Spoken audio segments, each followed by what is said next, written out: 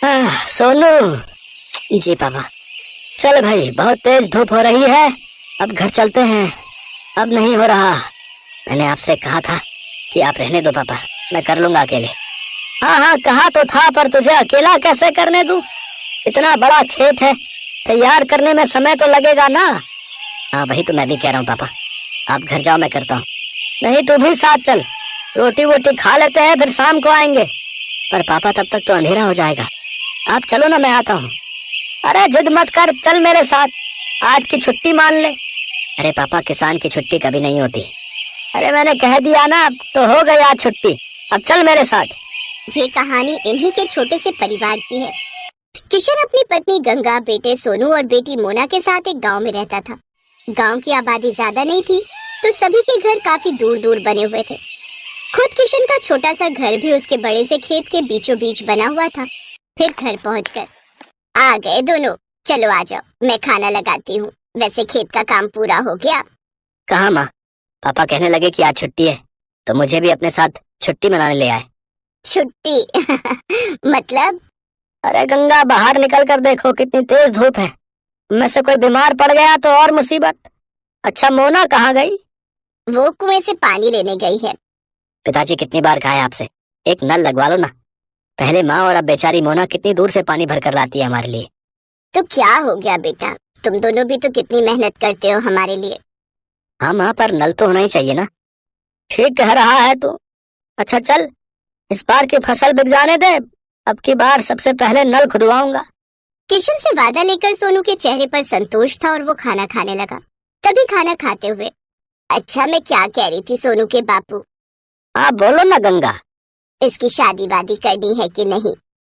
हाँ हाँ करेंगे ना, तो बढ़िया से करेंगे। रहने दो पिताजी, इतनी परेशानियां क्या कम है जो एक और मोल ले लूं। पत्नी परेशानी नहीं होती पगले, वो तो परेशानी से बाहर निकलने का जरिया होती है। देखना बहू आ जाएगी तो किस्मत खुल जाएगी हमारी। हाँ भैया, माँ सही कह रही है। कह तो ऐसे रही हो माँ, जैसे वो आएगी तो आसमान से पैसा बरसने लगेगा। पहले कुछ पैसे वैसे इकट्ठा कर लें, फिर सोचेंगे इसके बारे में। ऐसे ही कई महीने बीत गए। किशन की फसल पककर तैयार थी। इस बार किशन की अच्छी फसल हुई थी। फसल से किशन को अच्छे पैसे भी मिले थे, तो वादे के मुताबिक किशन ने सबसे पहले घर में एक हैंडपंप खुदवाया और फिर उसी शाम, हाय कितना मीठा पानी आ रहा है। सोनू के बापू, ये काम आपने अच्छा कर दिया। अब सुनो, इससे पहले कि कोई और बड़ा खर्चा आए, सोनू का ब्याह भी कर दो और उसके लिए कमरा भी बनवा दो। ना माँ, अभी तो। चुप कर, तूने कहा था ना कि पहले नल फिर बहू। ले अब लग गया नल, अब तू कुछ नहीं बोलेगा। माँ की बात सुनकर सोनू चुप हो गया। फिर उस दिन से ही गंगा और किशन ने सोनू के लिए लड़की देखना शुरू कर दिया। और फिर क्या हुआ माँ, बात बनी?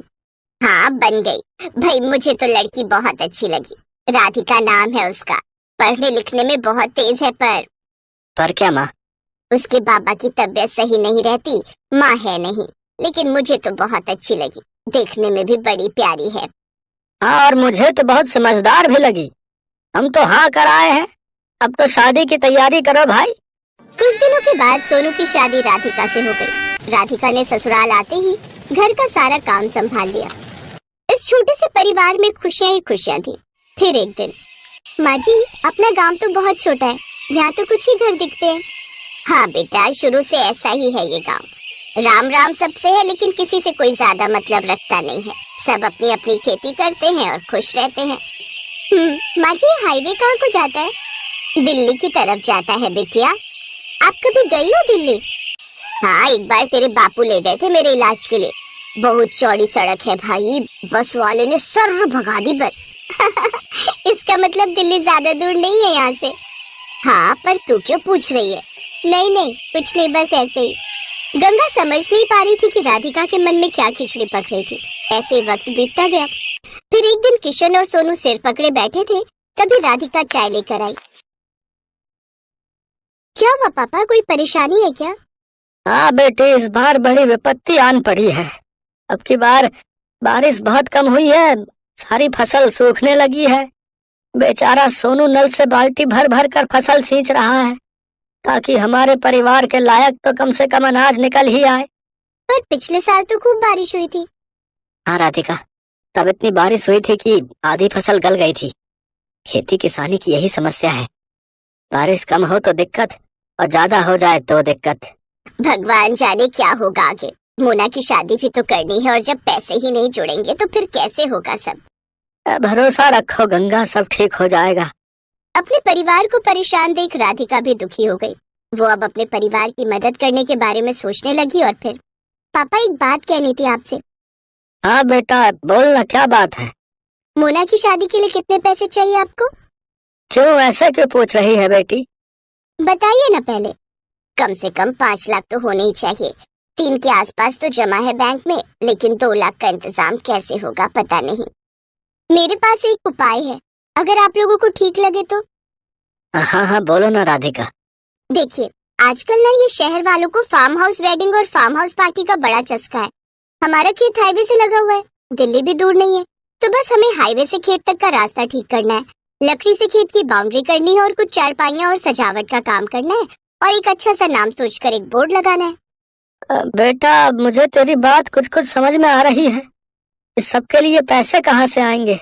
वो 3 लाख रुपए हमारे काम आएंगे और अगर धंधा चल निकला तो मोना की शादी हम धूमधाम से करेंगे। मुझे भी ये आइडिया बढ़िया लग रहा है। अगले ही दिन से पूरा परिवार राधिका के कहने पर काम में जुट गया। हाईवे से लेकर खेत तक बढ़िया टाइलें लगा दी गई, लकड़ियों से खेत की 4 दीवारी कर दी गई और फिर खेत अच्छे से साफ कर उसमें घास उगाकर जगह जगह सुंदर चारपाइयां लगा दी गई। फिर खेत के बीचों बीच एक सुंदर और बड़ी सी खुली झोपड़ी बनाई गई। पूरे परिवार ने जमकर मेहनत की। फिर अगले ही दिन, हेलो, मेरा नाम राहुल है, मैं दिल्ली से आया हूँ। ये रिजॉर्ट पहली बार देखा, क्या परसों शाम के लिए स्पेस अवेलेबल है? हाँ हाँ जी बिल्कुल। क्या फंक्शन है? मेरे बेटे का बर्थडे है, केटरिंग मैं खुद देख लूंगा, बस मुझे ये जगह अच्छी लगी। मेरा बजट 20,000 का है, बोलिए आपको चलेगा? जी हाँ बिल्कुल। थैंक यू सो मच, ये लीजिए 10,000 रुपए एडवांस। राधिका का प्लान काम कर रहा था। 2 दिन बाद राहुल ने अपने बच्चे का बर्थडे खूब अच्छे से मनाया। राधिका और उसके परिवार ने पूरे खेत को गुब्बारों और रोशनी से सजाया था। ऐसे ही धीरे धीरे लोगों को गंगा के रिजॉर्ट के बारे में पता चलता गया और लोग आते गए। अब तो राधिका और उसके परिवार को काम से फुर्सत नहीं थी। फिर ठीक 2 साल बाद, भैया खाना जल्दी लगाओ, बारात आने वाली है। जी मैडम अभी लगाता हूँ। ओहो मोना तैयार हुई कि नहीं? मोना मोना आ जाओ भाई। देख रही है राधिका अपनी ननद को? हाँ माँ, परी से कम नहीं लग रही है। सब आपकी वजह से है भाभी, मेरी नहीं हमारी वजह से। और सुनो, अपने पहले बच्चे के पहले बर्थडे के लिए अभी से बुकिंग कर लो इस रिजॉर्ट की, क्या पता तब ये स्पेस खाली हो या ना हो।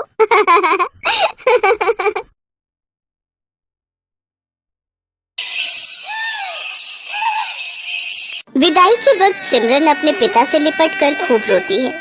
बाबा बाबा मुझे आपकी बहुत याद आएगी, अब मैं कैसे रहूंगी आपके बिना। बेटी जब भी तेरा मन करे तो आ जाना, ये घर हमेशा तेरा ही रहेगा। जा बेटी, अब अपनी माँ से भी मिल ले। माँ, मुझे आपने जो भी प्यार दिया उसके लिए शुक्रिया। अब ज्यादा ड्रामे मत दिखाओ और अब जा यहाँ से।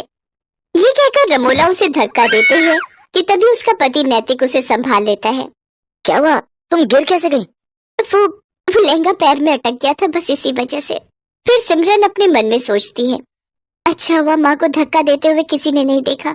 मैं हमेशा माँ के प्यार के लिए तरसती रही, लेकिन उन्होंने मुझे कभी प्यार नहीं दिया। फिर सिमरन ब्याह कर घर आ जाती है। उसकी सास ने उसके स्वागत में गुलाब के फूल बिछाए होते हैं, साथ ही वो बड़े प्यार से उनकी आरती उतारती है और गिफ्ट में उसे सोने का हार देती है। ये ले मेरी प्यारी बहू, तेरा सगुन। बहू, अब से ये घर तेरा है और हम सब भी। तुझे कुछ भी चाहिए होगा या किसी काम में मदद चाहिए हो तो हमें कहना। अच्छा, अब तुम दोनों थक गए होंगे, थोड़ी देर आराम कर लो, बाकी की रस्में फिर करेंगे। शुक्रिया माँ जी। सिमरन नैतिक के साथ कमरे में चली जाती है और आराम करती है। फिर दिन के 1 बजे उसकी नींद खुलती है। ओह गॉड, कितनी देर हो गई, मेरी पहली रसोई की रस्म भी अभी बाकी थी। माँ जी तो बहुत गुस्सा करेंगी। सिमरन जल्दी से बाथरूम की तरफ जाती है, लेकिन बाथरूम से नहाकर निकल रहा नैतिक सिमरन से टकरा जाता है और सिमरन फिर गिरने वाली थी कि तभी वो उसे संभाल लेता है। इतने में उनके कमरे में सिमरन की सास कमला आ जाती है। अरे बच्चों, ये क्या कर रहे हो? कम से कम दरवाजा तो बंद कर लेते।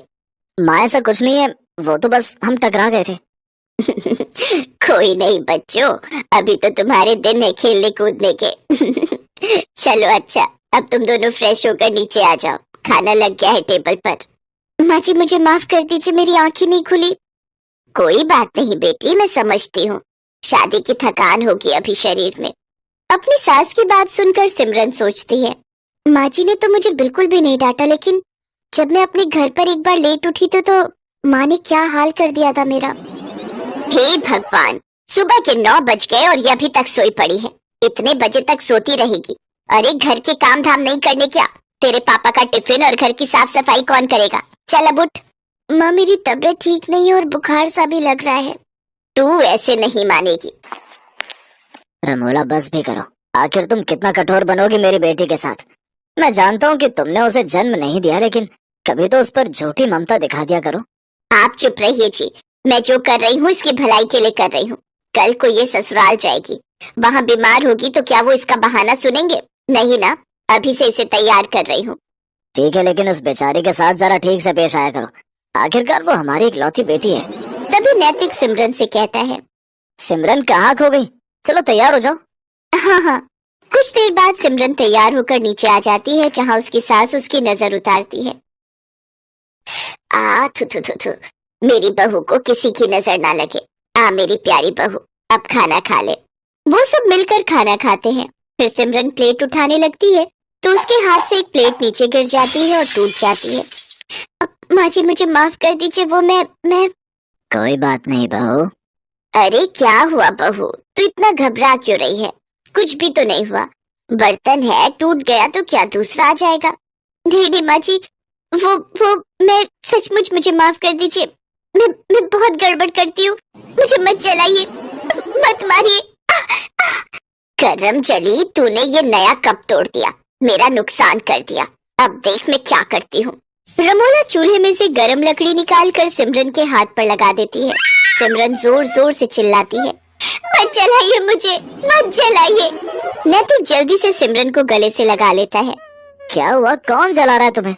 बहू क्या हुआ मुझे बता। माँ जी एक बार मुझसे ऐसे किसी का कप टूट गया था तो उसने मुझे जला दिया था। लेकिन हम तुझे ऐसी कोई सजा नहीं देंगे। आ तू मेरे पास आ और मेरे गले लग जा। मेरी बच्ची यूं घबराते नहीं। ऐसे ही दिन गुजरते हैं। कमला अपनी बहू को बहुत प्यार करती थी। वो उसे किसी भी गलती के लिए डांटती नहीं थी, वो उसे प्यार से समझाती थी। कमला अपनी बहू के लिए कुछ न कुछ खाने के लिए बाजार से लाती रहती या नए नए कपड़े उसके लिए बनवा देती। अपनी सास का ऐसा प्यार देख सिमरन की आंखें खुशी से भीग जाती थी। ऐसे ही एक रोज कमला सिमरन की पसंद का गाजर का हलवा बनाती है और उसे अपने हाथों से खिलाती है, तो सिमरन की आंखों से खुशी के आंसू बहने लगते हैं। ये देख कमला सिमरन से कहती है, बस बहू बहुत हुआ। मैं जब भी तुझे ज्यादा प्यार देने की कोशिश करती हूँ तो तेरी आंखों से आंसू बहने लगते हैं। आखिर क्या बात है बेटी, अपनी माँ समान सास को नहीं बताएगी?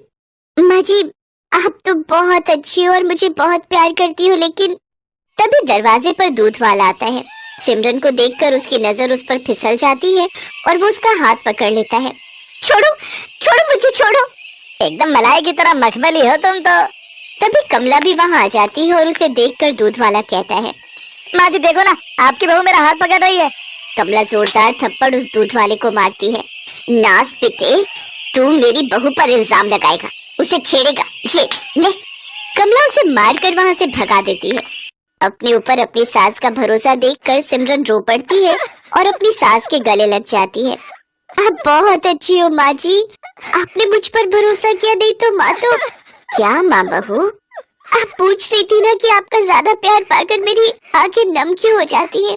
क्योंकि बचपन से लेकर आज तक मैं जिस प्यार के लिए तरसती रही, वो प्यार आपने मुझे दिया है। जब मैं 6 महीने की थी तभी मेरी माँ गुजर गई थी, तब बाबा दूसरी माँ लेकर आए ताकि वो मुझे माँ का प्यार दे सके, लेकिन उन्होंने कभी मुझे माँ का प्यार नहीं दिया। और अब वो प्यार मुझे आपसे मिला। जैसे आज दूध वाले ने हरकत की, ऐसे एक बार मेरे यहाँ के दूध वाले ने मेरे साथ की थी, लेकिन माँ ने उसे गलत ठहराने की जगह मुझे गलत समझा था। कोई बात नहीं बहू, आज से मैं तेरी माँ हूँ, और रमोला बहन ने भले ही तुम्हें प्यार ना दिया हो, लेकिन एक यशोदा बनकर तुम्हें पाला तो है, तभी तो मुझे इतनी प्यारी बेटी जैसी बहू मिली है। तभी दरवाजे पर रमोला और मनोहर खड़े होते हैं। ये सब बातें सुनकर उनकी आंखों में आंसू आ जाते हैं। रमोला को अपनी गलती का एहसास हो जाता है और वो सिमरन से माफी मांगती है। उस दिन के बाद सिमरन को अपनी सौतेली माँ और सास